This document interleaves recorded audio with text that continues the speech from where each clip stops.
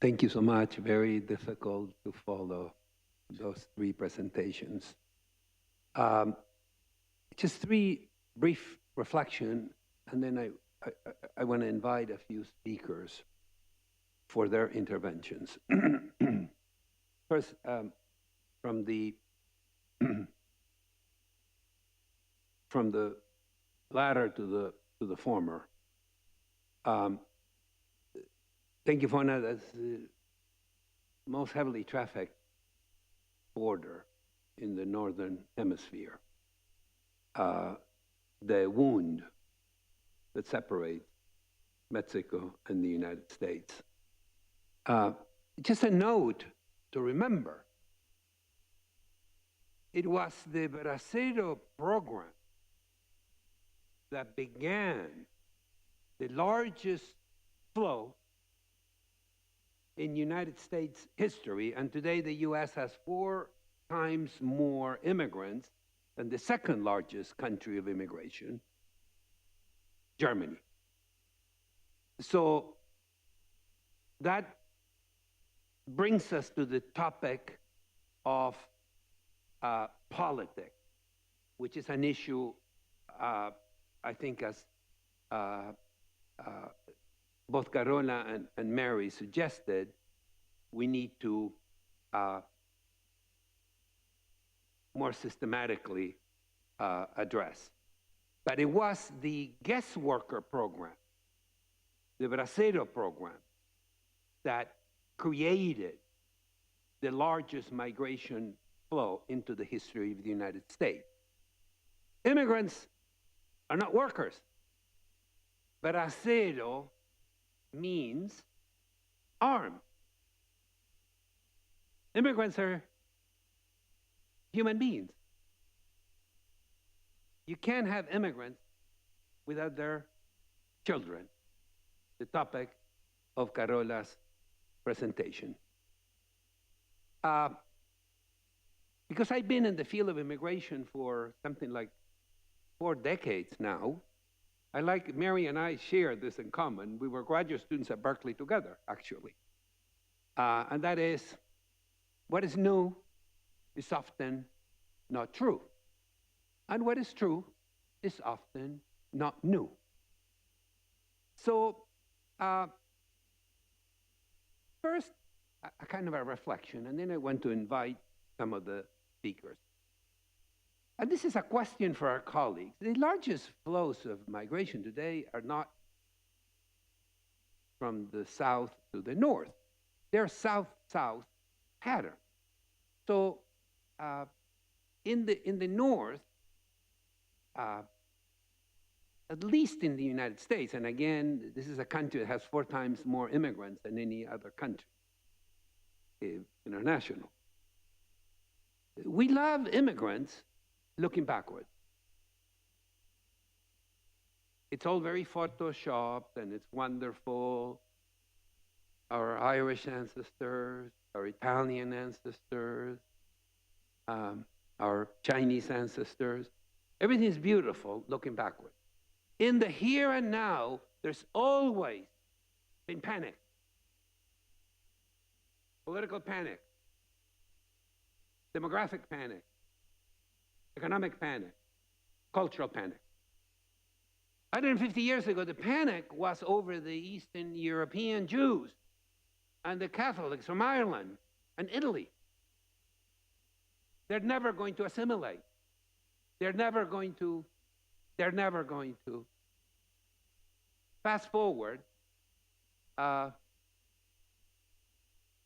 very recently, all of the members of the United States Supreme Court were either Jews or Catholics. If a chancellor 150 years ago would have told you, relax, the Jews and the Catholics are going to do very well in the United States, they would have kind of ushered me out of the room gently and put me in a corner. So the panic is always in the here and now. There's a new level of panic, I think, that we need to be mindful of. But essentially, this is a political problem. It's a political concern. So I'd like to invite our colleagues to reflect upon.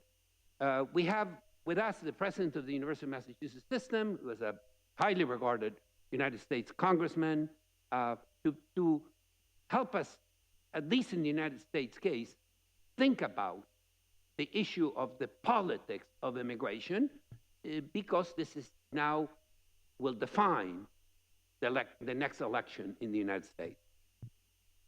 Thank you, Marcelo. I can't help but reflect on a couple of years ago when I had the opportunity to present here at the Pontifical Academy for Social Sciences on a great summit on the post-truth era in the world. And when we think about and I've thought a lot about that over the last couple of days when looking at the issue of climate crisis and now migration. We have an issue, it's not just in the United States, it's around the world where evidence and the truth and facts are more difficult. We talk about people who, I have my own truths, as if that's a good thing.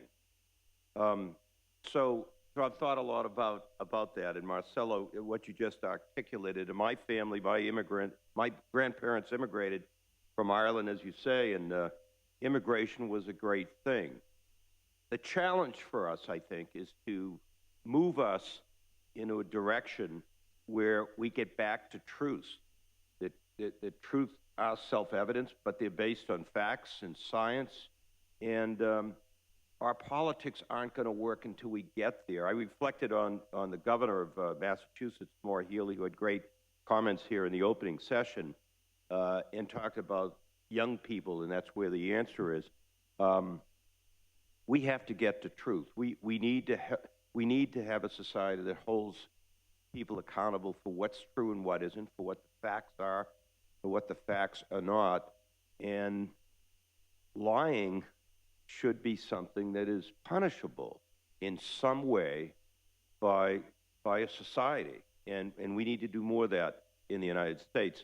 We have a number of immigrants and migrants coming to Massachusetts, and it's become a real political issue, difficult political issue for Governor Healey, but it's a major issue in the presidential race. People shouldn't be allowed to lie to themselves, and politicians who ought to be smart enough shouldn't be allowed to demagogue on this issue. And it's exactly what is happening in the United States. People demagogue on this issue. My own hometown in Massachusetts, Lowell, Massachusetts, which is a center where Greek immigrants and Irish immigrants, and now we have the second largest population of Cambodian Americans who have immigrated to Lowell. When the governor wanted to locate a migrant residents in a UMass Lowell facility, some of the liberals in Lowell stood up and said, well, no, not here. No, can't you find someplace else? We need to hold each other accountable. I love the presentation on what language we need to use. We all have to hold people accountable for the language they use. So I think we have our work cut out for us. I'm very concerned about the presidential election. I served 14 years in the United States Congress. We debated immigration and immigration policy. We had John McCain and Ted Kennedy agreeing on a bill, and nothing could get done because of demagoguery. So I hope that we get to the issue of how do we hold a society accountable for what is truth, for what's a lie, for what science says, for what the facts and evidence say. I think that's a challenge that we face. Thank you. Thank you, President Meehan. I have President Von Braun, I have Virgilio, and Carola.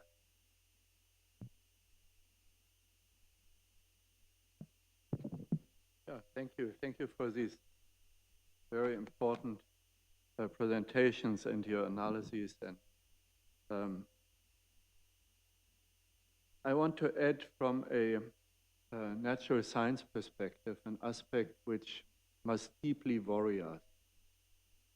That is the consequences of severe stress on the epigenetic.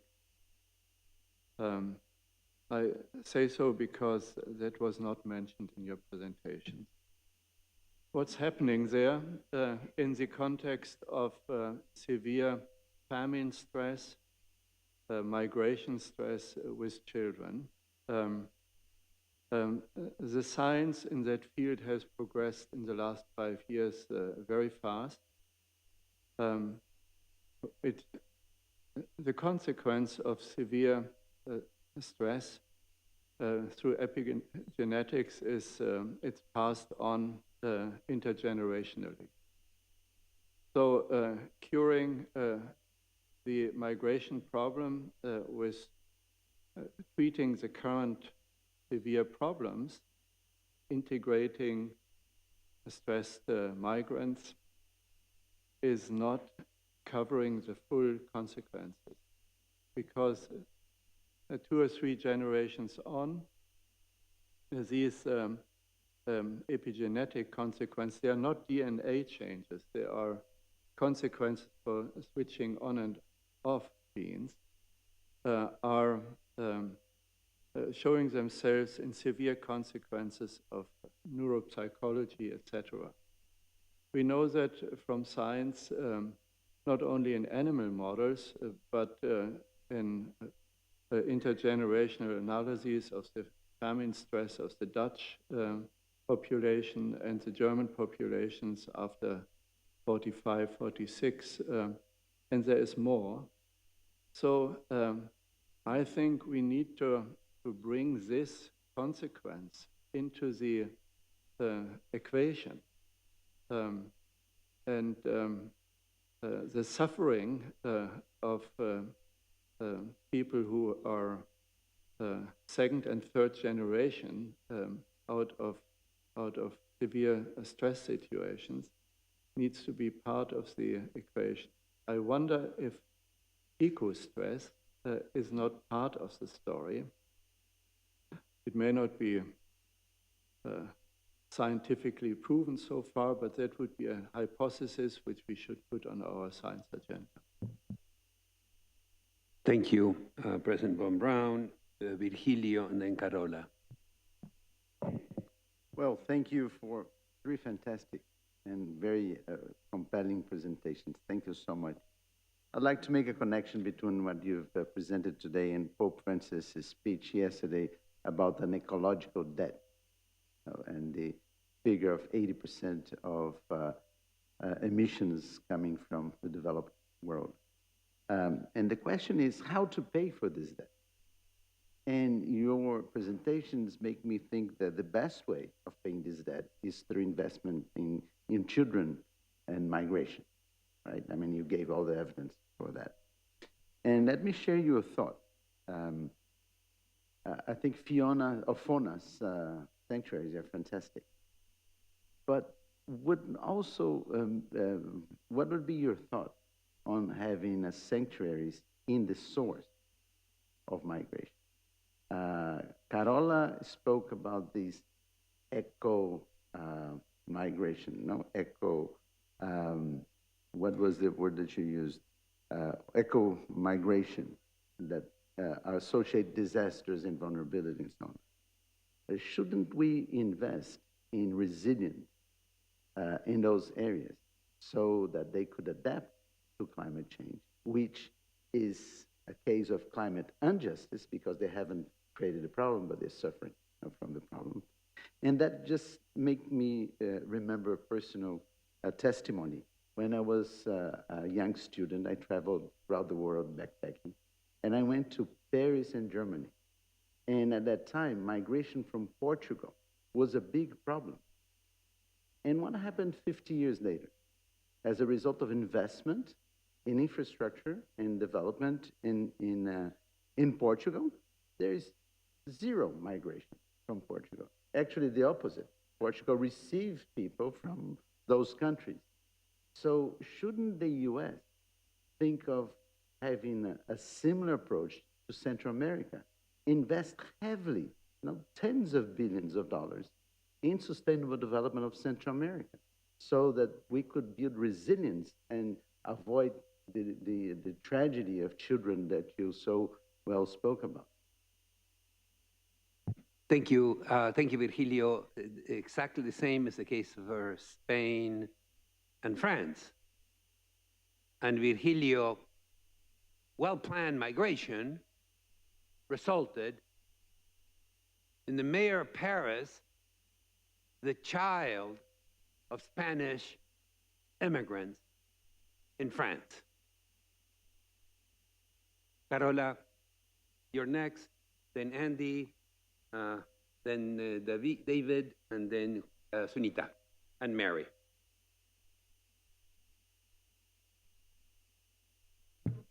Okay. For one moment.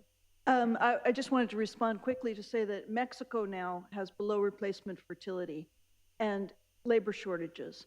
And most of the people at the southern border are coming from all over the world, but not from Mexico. Mexico is now dealing with immigration. So this is a natural process. And I think the Biden administration is trying to invest in the sending countries, but stymied by very, very many ways. But in fact, economic remittances from migrants dwarf our foreign aid budget. And so the natural process of immigration helps to develop the places from which people come. So I don't think it's an either or of foreign aid versus migration, but both actually move towards the same target. Thank you, Mary. Carola, quickly. I wanted to reflect a bit on the issue you brought up, Marty, around public perceptions of immigration, but also to the issues we heard so clearly yesterday from our governors and mayors and around resistance to the narrative of climate change. And that is, in fact, one of the biggest issues that we are facing as we try to move forward in doing this work. And I woke up at 2 o'clock in the morning yesterday thinking about, how we need to shift the narrative. And I think images of polar bears floating on ice, on ice ice floats is powerful, but it's too distant for so many people. And I would argue that only the most cynical folks would not be brought up short by the compromised well-being of children, including their own, being so clearly at stake. So I really think that bringing attention in the eco dialogue about just how vulnerable children are, children all over the world, but right here, right in your own homes, in the very near future, is, I think, a way to begin to shift the conversation. Polar bears are adorable, but not everyone's moved by a polar bear. Thank you. Thank you. Professor Hassel. Well, thank you so much for the splendid presentations this morning. I want to address some issues which, in my eyes, are quite important for the moral analysis. Ethics distinguishes very clearly between duties of omissions and duties of action. This is a basic principle of ethics, and everybody who thinks about it has to recognize it. I have a duty not to kill anybody, but I cannot have a duty to help billions of people because I do not have resources to help a billion of people. So that is a clear asymmetry. And legal systems usually focus on rights that defend them, not rights that entitle them. However, there is one very important conceptual issue. Compensation for damage is not a right of to a positive benefit from the other side, but it is undoing the wrong that one has inflicted on another people. And therefore, it's very important to understand that while I do not think that every person who has a grievance in the world can go to the places where there are no grievances, that simply doesn't work, persons who have been damaged by other countries should have a right. And therefore, in many aspects, climate refugees have a greater moral title than some of the persons that are listed in the Geneva Convention, because not in every case the victims of persecution in the Geneva Convention have been harmed by the countries that are supposed to host them. So I think this is a very important point that has to be made in order to explain why we owe something to climate refugees. Whether we do it by getting them visa or by helping the country where they are, it's a difficult question. We need a mixed system, and we also need, when we have migrant policies, two types. We have to distinguish between two types of migrants. Ones that are taken in for moral reasons, and the others because they are very useful for the country. And only a mix can generate political acceptance in the country. And this is the last point that I want to mention. I think that Professor Waters is completely right, that social trust is one of the basic aspects of the functioning of every community, but particularly of democratic communities. Democratic communities need more social trust than other communities. In a traditional monarchy, if everyone trusts the king, that's fine. But in a democracy, people have to trust each other. And the acts of trust are much, much more bigger. And on this issue, we see a collapsing of trust. You were completely right, President Meehan, that this is one of the most hot agenda in the United States. And since it's not at all unlikely that we will have enormous backlash in November, not unlikely, let me tell you as a German, the results of Merkel's generous policies of 2015, everybody agrees that the rise of the AfD was due to that. Even the admirers of Angela Merkel says she is the mother of the AfD. Of course, we wanted the opposite. But the fact that we have now a party more than 20% that is xenophobic, even against the EU, some want to work together with Putin, would not have been possible without an opening of the borders that was not based on a general consensus. And this is very sad, but it's a fact that a politician has to keep in mind. That is what I want to say. Thank you. Thank you, Vittorio. We're not going to have the, okay, sorry. When 30 seconds. Just very briefly, obviously moral distinctions are essential, and better interventions to stem the root of migration are essential, but perfection is too often the enemy of the good, and resilience is a pragmatic issue, which is why we're intervening locally, where we have access and agility to move quickly. And I would say the same to the moral argument as well. Yeah. And then David. Well, just a few quick points.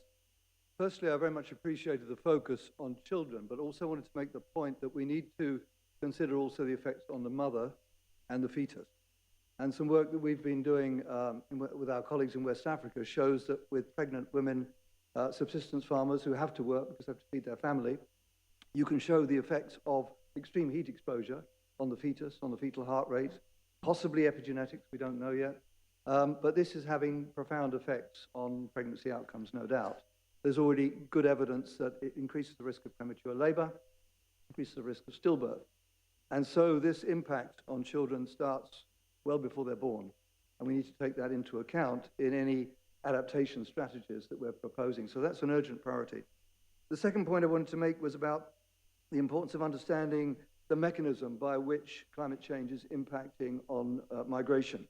And there may be different impacts according to whether it's extreme heat exposure, so you can't work or you can't harvest your crops, whether it's floods, in which case you may be able to return, but if it's extreme heat exposure, you're pretty much less likely to return to your point of origin. And droughts. So each of these have different adaptation strategies, different approaches to reducing the consequent migration. We need to understand those. The third very brief point was about shrinking cities. And I was very taken by the example of Buffalo, but Buffalo is not alone. There are many tens of shrinking cities around the world. And one of the things I think this meeting could do is, just as you've done with the mayors of major emitting cities, bring together the mayors of shrinking cities to say, what can we do to offer a climate sanctuary that would also be beneficial to our shrinking cities? So it's something that you might consider in the final thoughts about what to do. Thank you. Yes, thank you. Try to be brief on a couple of points. First, I think that when we talk about this, the distinction between refugees and migrants is pretty important, in particular when we talk about movement in the global south. and at which point people that can be climate refugees become long-term migrants. And from Ethiopia, in Uganda, we see more and more of these cases, and the policy response has to be different. And obviously, we will have the question of the small island states, because for a number of them, the question is where they will be moving, because they will have to move. So that will not by creating, as we were saying yesterday, hyper-local resilience, that we will address their specific needs. The other point I want to make is how some of the mitigation policies we have implications for migration and is linked to labor shortage. If you look about a number of policies we are putting in place in the agricultural domain, for instance, in Europe, either in the European Union or Switzerland, the type of practices we need to ask our farmers to do to be more sustainable are more labor intensive. And there is a labor shortage. And there is just an economic equation. So if then you go there and you ask, okay, how you can do it? They say, we need cheaper labor that will be provided by migrants. But asking us to be adopting these practices and not providing us the right labor force is just inconsistent. And sometimes they end up, in the street because we ask them to do things that doesn't add up. Third, on Monday, I was talking about the official development assistance and how we don't do enough on development. And I just want to really flag the fact that in the last couple of years, most OECD countries have changed drastically the way to count how much they spent on refugees within their borders. So when you look at the official development assistance numbers that have been now increasing, actually it's because we are shifting money that we send to support countries in need to taking care of people that reach war territories. And it's no more marginal. For the UK, 1/3 of their number on official development assistance is about counting the money they spent on the refugee on this. And because the overall amount of money doesn't increase so much, it means we still spend less and less in trying to solve the problem where they are at the source. And so, the illusion of numbers are pretty important. And finally, I will say that when we deal with the refugees, the question of education of children is pretty important. And because more generally, I was on a global food security conference last month, and people asked me, okay, what is the most important adaptation measure for agri-food system? I hate this type of question, because actually we need to do more things. But I finally answer girl education. Because human capital become more and more important in the world of tomorrow. And a lot of the inequality that we were discussing in the last 2 days are linked to that. So we should never forget this kind of more long-term impact. And as it has been said in one of the presentation also, children education will be key to do the societal transformation that we were discussing. Because we need to play in the next 25 years with these different cohort of people that through different education and different mindset will change. It will be very difficult to change the behavior in terms of food waste or other things, for instance, of people that are 50 years old today. But the society will change because we will add more cohort of people that are a bit better educated on some of the questions we try to tackle. And that will be the structural change we need, and it has to be factored in the policy aspect of it. Thank you so much. I have 3 minutes. Remember Goya, 3 minutes. And we have Sunita. Mary, you want to do? No, Sunita, Governor Hilo, and Joyce.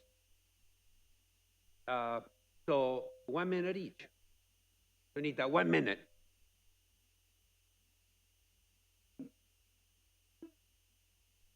Not overstating the fact that this is a complex issue and that we cannot very easily call people climate refugees is very important, even though we need to understand the exacerbating factor of climate change on the reason people move. Secondly, the fact is we talked about cities. In our part of the world, we are seeing cities grow because of internal migration, putting a huge stress on the cities. And the third point linked to that is when COVID happened, we saw massive out-migration of migrants from cities going back to villages. And that then pointed to the fact that if you did, and not underestimating again that resilience is such a simple thing, but the fact is if you invest back on the land, invest back in people, invest in natural resources, you create conditions why people do not leave. And we have documented reverse migration. Thank you. I stuck to a minute.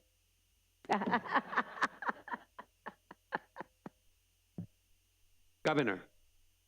Thank you. I want to thank the presenters for that information on migration. My position on this matter is that migration is going to increase unless we take a very serious decision on what next. Both internal migrations within the countries, within the region, and even international.